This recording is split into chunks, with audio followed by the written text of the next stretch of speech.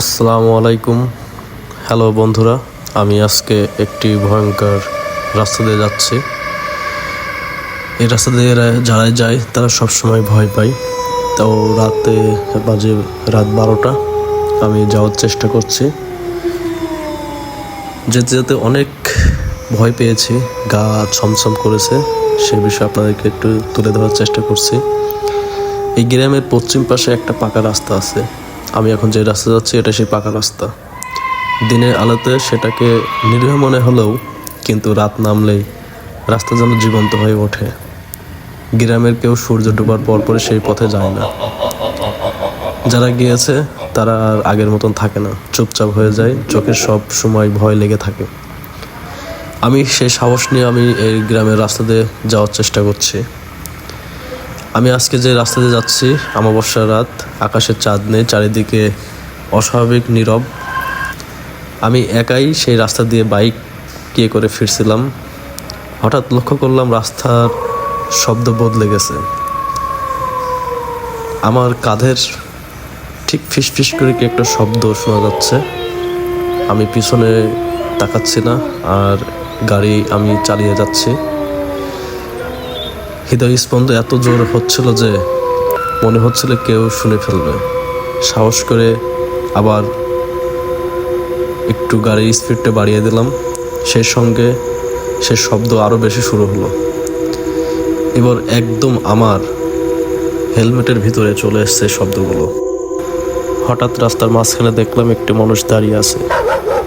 মুখটা দেখা যাচ্ছে না, যেন ঘন কুয়াশায় ঢাকা। সে একেবারে নড়ছে না। আমি পাশ কাটিয়ে যেতে চাইলেও সে ধীরে ধীরে আমার দিকে তাকিয়ে রয়েছে।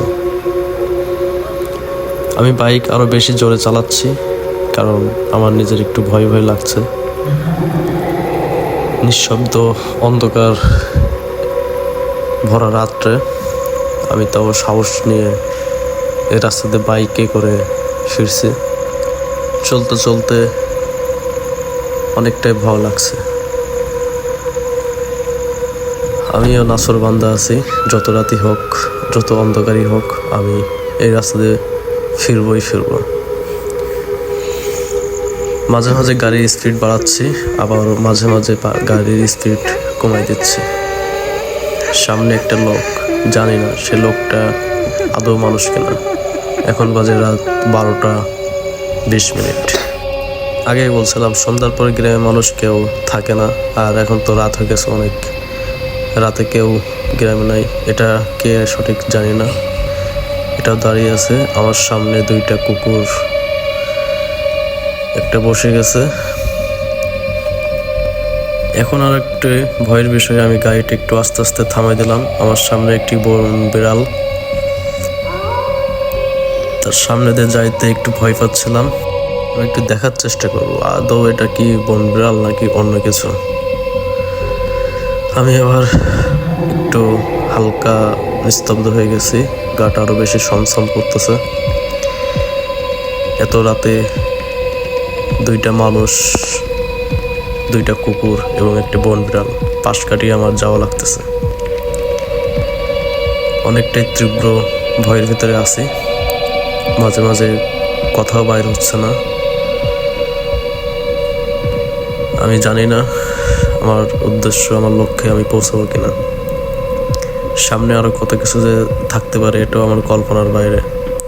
এটাই হচ্ছে গ্রামের একটি ভৌতিক ঘটনা আজকে আমার সাথে ঘটে গেল। সামনে হয়তো আর কিছু নাই।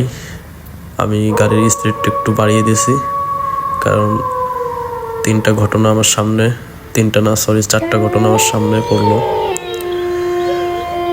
আশা করি এমন যদি কোনো ভৌতিক ঘটনা থাকে সবাই শেয়ার করবেন, আপনাদের ভৌতিক ঘটনাগুলো জানাবেন। বিশেষ করে এগুলো গ্রাম অঞ্চলে বেশি ঘটে, যেটা আমার আজকে ঘটলো। আমি কোনোদিন জিন বা ভূত এগুলো দেখি নাই, তবে আজকে যেগুলো দেখলাম আমি সঠিক জানি না এগুলো জিন না ভূত। হতে পারে অন্য কিছু, আবার নাও হতে পারে। আশা করি সবাই ভালো থাকবেন। আমি আমার গন্তব্যে চলে এসেছি।